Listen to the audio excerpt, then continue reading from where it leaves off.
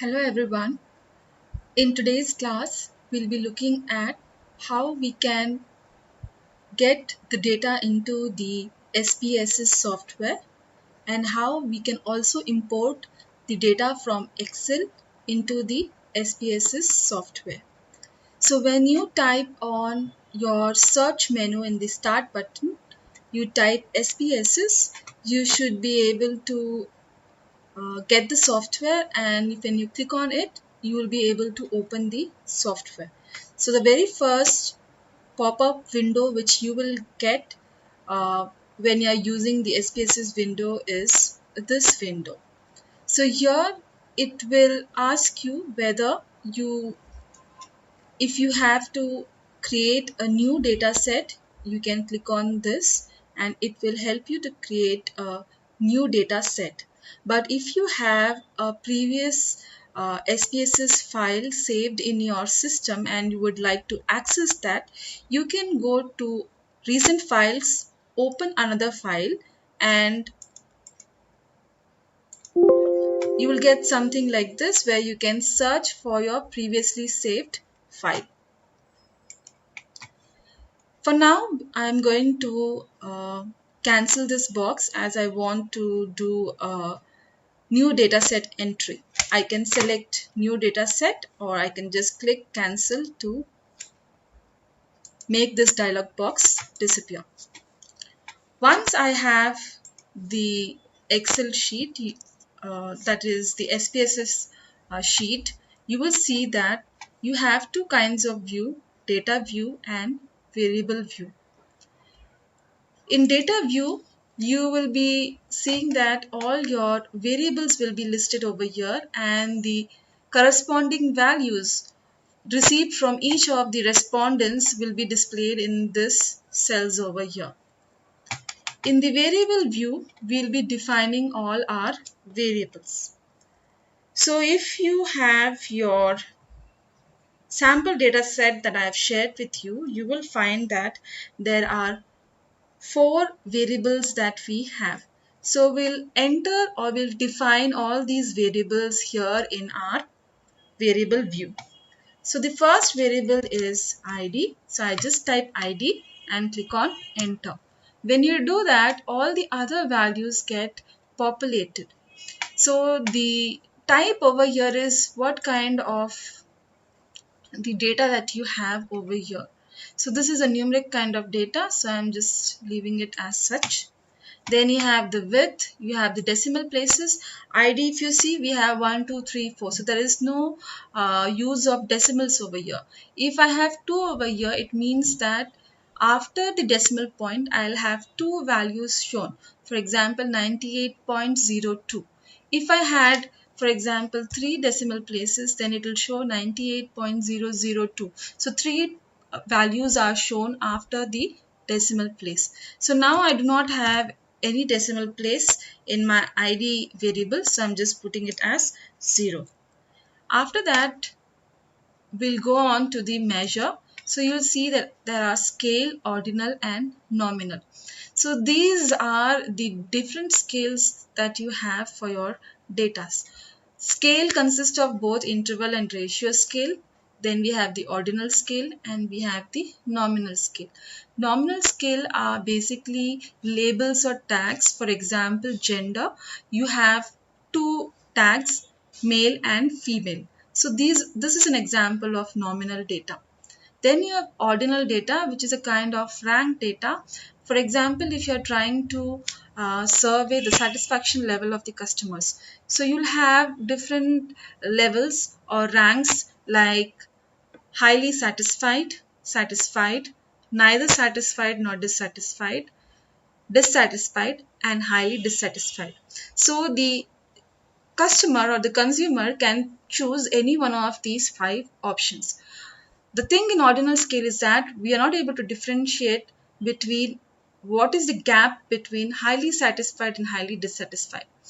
What percentage or how much is the difference between satisfied and highly satisfied, or satisfied and neither satisfied or dissatisfied? We will not be able to guess that. So we can only just rank them on a scale of 1 to 10, or maybe just put it in the form of a Likert scale. The next one is the scale, which basically consists of both the interval and the ratio scale data over here. Interval data is where all the whole numbers you have over here. The zero value doesn't hold any significance over here. It doesn't hold any meaning over here in the interval data. Whereas in your ratio data, the same zero holds a lot of importance and value over here. For example, when you say with respect to temperature 0 degrees centigrade, it means it is neither hot nor cold. It says something about the temperature at 0 degrees centigrade. This information cannot be obtained in the interval scale. So this is what is with reference to all the measures, that is nominal, ordinal and scale. So ID being a kind of interval or a ratio data, so I'm just going to choose scale over here. The next one is the gender. So again, we'll go and type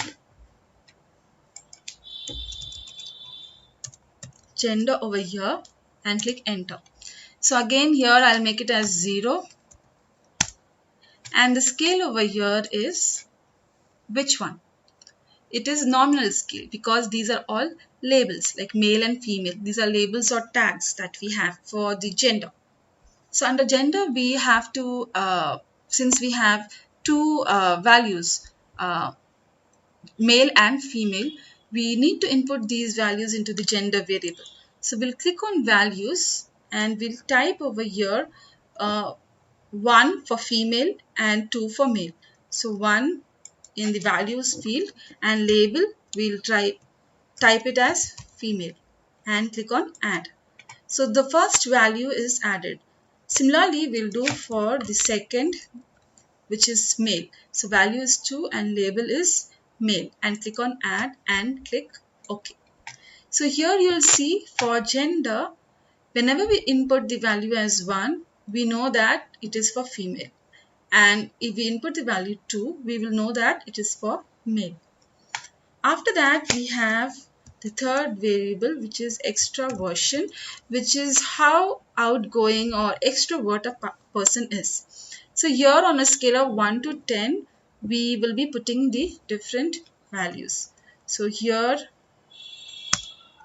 again, we'll change this measure to scale over here. The last one is sales.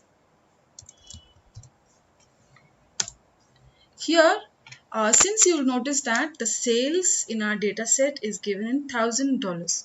So the extra information, since in name we cannot write sales in $1,000. No spaces or special characters are recognized in the name column.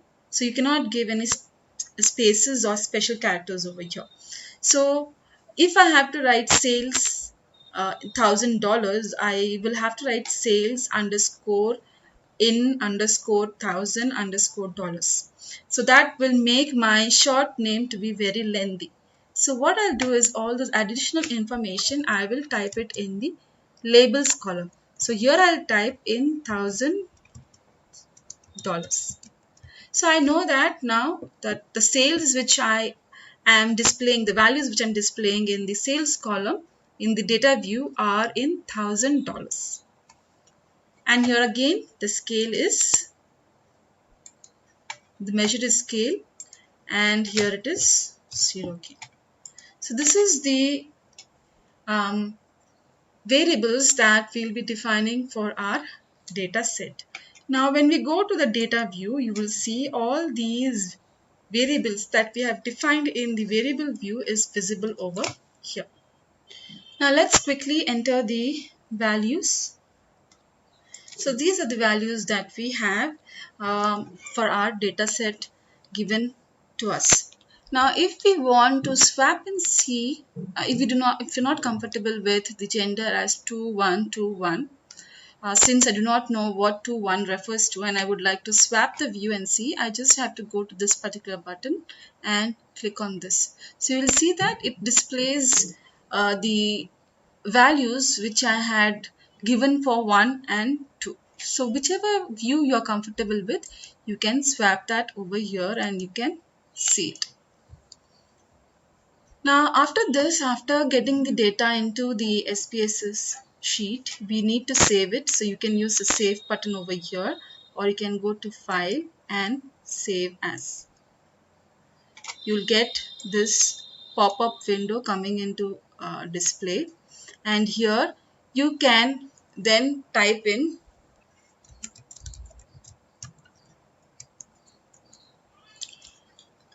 exercise 4, and here the save as type is .sav, like you have for document.doc or you have for presentation.ppt. Here you will have it as .sav for the data file that you save in SPSS. So you will type the name and just click on save. So this particular file gets saved and is shown in the output window, like the save output file is in this particular location. So this is the output window that you have. So here again you can save the output file. The syntax in which it will save is different. The data file will be saved in .sav. We'll look later into how the output gets saved and what is the syntax for this or the extension for this. Now we will open an new Excel sheet and we'll again type in the same data that we have. Now when you have the exercise 4 saved in your Excel file as well, we will now like to see how we can export this data into the SPSS window. So if you have your SPSS window open, please kindly close it and open your SPSS window again. Once you would have opened your SPSS window again, now you would have got the very first dialog box of the SPSS window. Here, since we need to open the file, the Excel file, we will go to recent files, open another file, click on that. Here you will see files of type. Here it is SPSS statistic files. Click on the drop down. You will see Excel data. And now you will have exercise 4 test, the data that I have created. So I'll just click on that, click on open, and now click on OK. So what happens is that the data will get now imported into the Excel. Here there's one more dialog box which will come. You have to keep this check, leave others as such, and click on OK. Why we're checking this is because it will read the variable names from the first row of data. Otherwise it will just, if we do not have this checked, it will leave out the variable names that we have mentioned. Click OK, and this is your output window, which is showing that our data is imported into our SPSS window. So this is how you import your data from the Excel into your SPSS window. So you'll see over here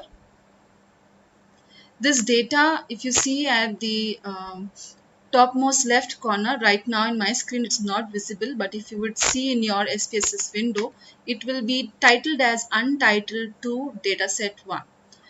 So that means this particular sheet that we have imported from Excel is still not saved. So if you have to do any further analysis on this particular sheet, you need to save this particular sheet again. So this is how you will save your SPSS sheet, and also how you can enter a new data directly into your SPSS, and how you can also import the data if you have it in your Excel sheet. You can import that into your SPSS window. So that's all for today. See you again in the next class.